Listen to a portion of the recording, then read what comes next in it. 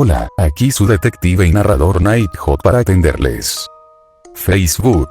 Una red social en línea que sirve para conectar a personas, compartir fotos, videos, mensajes y noticias con amigos y familiares.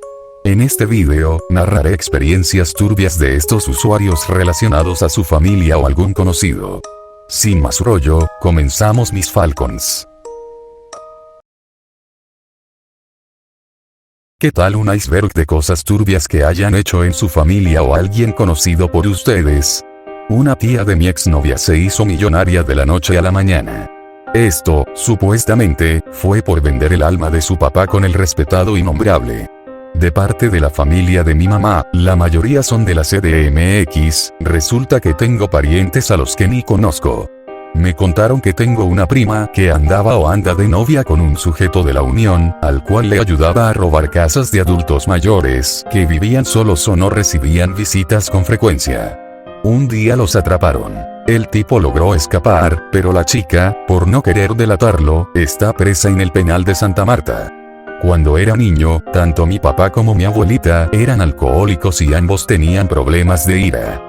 Tengo el recuerdo de una ocasión en la que mi papá estaba ebrio, al igual que mi abuela, y ella nos tenía sujetados de las manos a mi hermanito y a mí mientras le decía a mi papá que nos matara de una vez. Mi mamá intentaba detenerlos. Al final, hoy en día ella es la persona más religiosa que te puedas encontrar y va a la iglesia diariamente.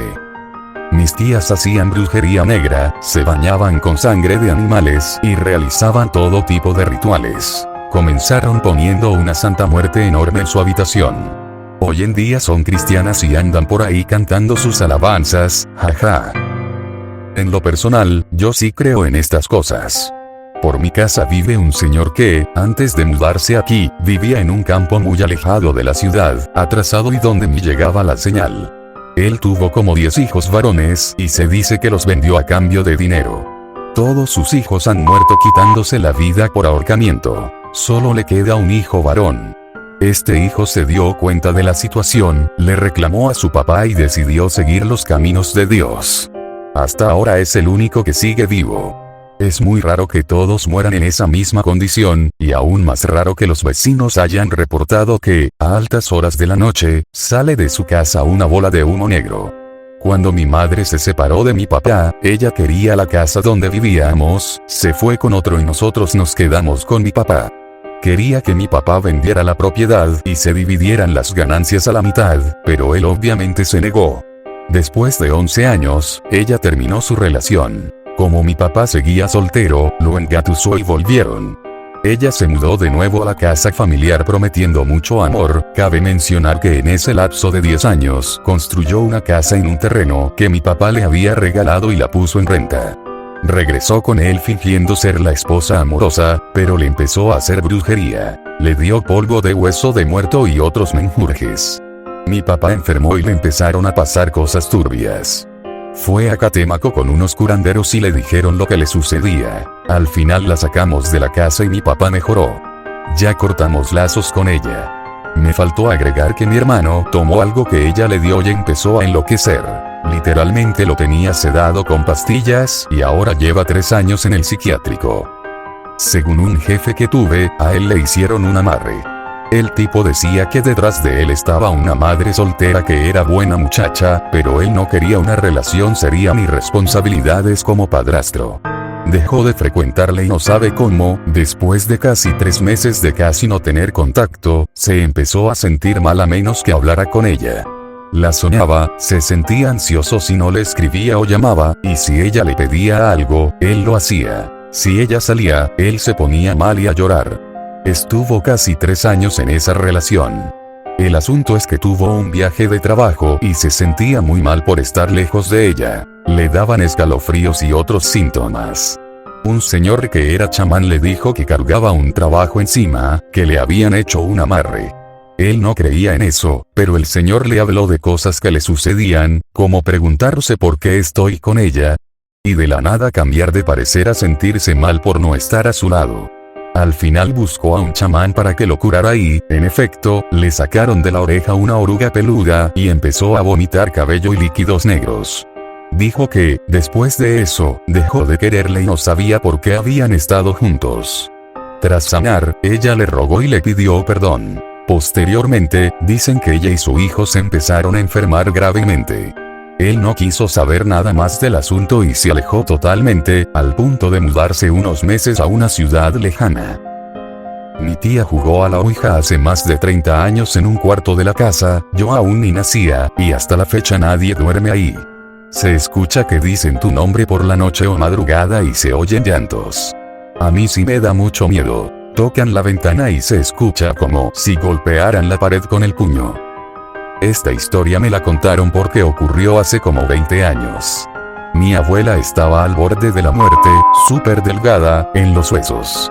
Mi mamá, junto con unas tías y mi papá, trabajaron con un demonio o entidad.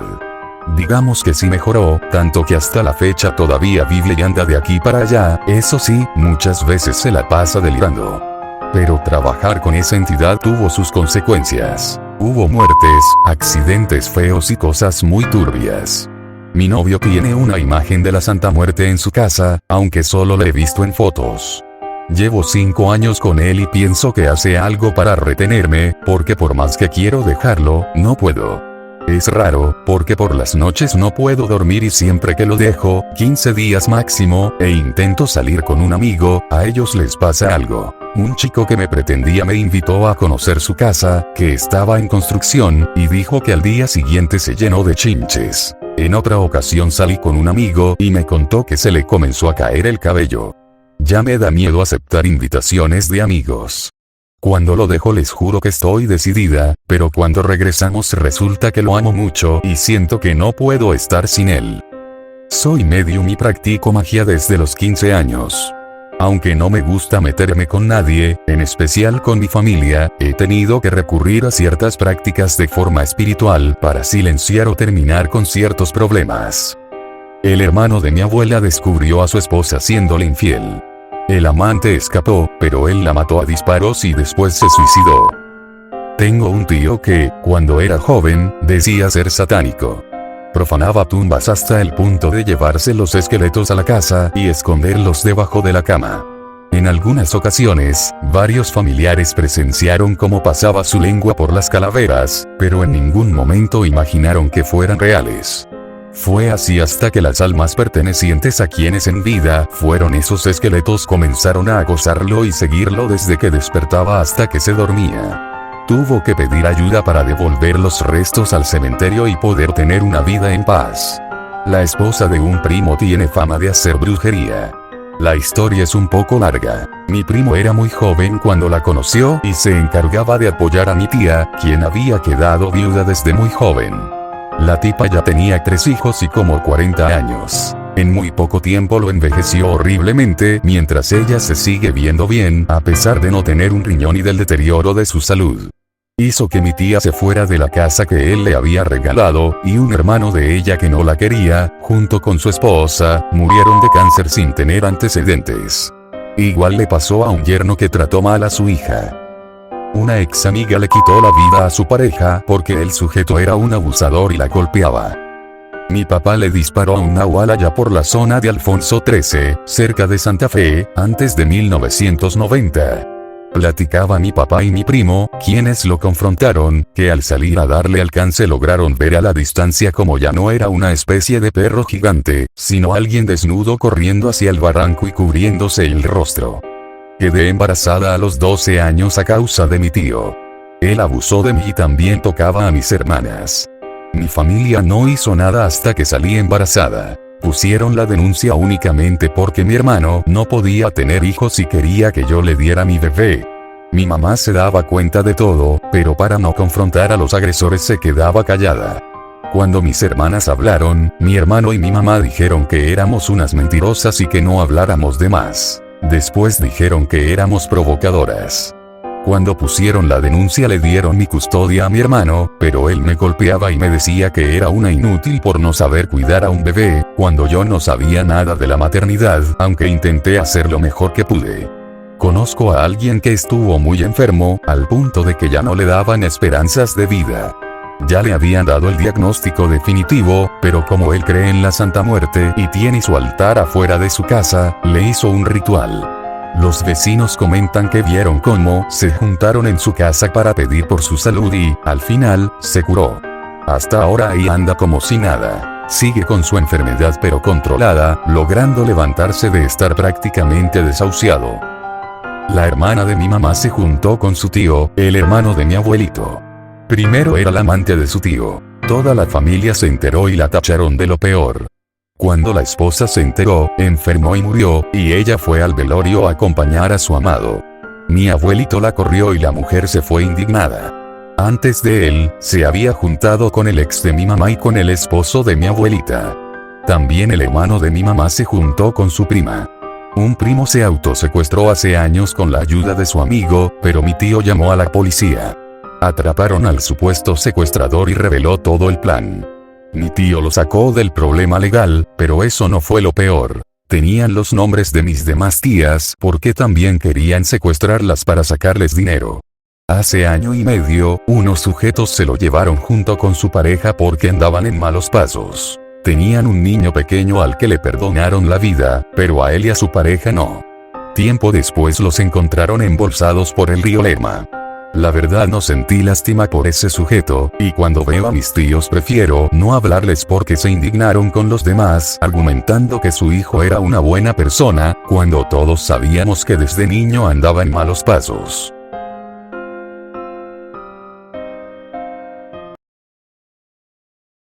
Bueno mis queridos Falcons, hasta acá el video.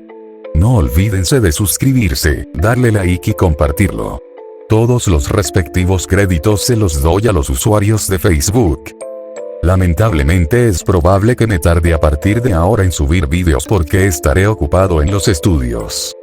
Y también ahí abajo links para compartir sus anécdotas de terror, pero fíjense bien el link que presionaron, son dos diferentes ya que, uno se trata de dar muchos detalles para yo poder analizarla y hacer las teorías, mientras la otra solo se enfoca en simplemente contarla, simplemente escribir la anécdota y ya. Nos vemos en otra ocasión, hasta luego mis Falcons.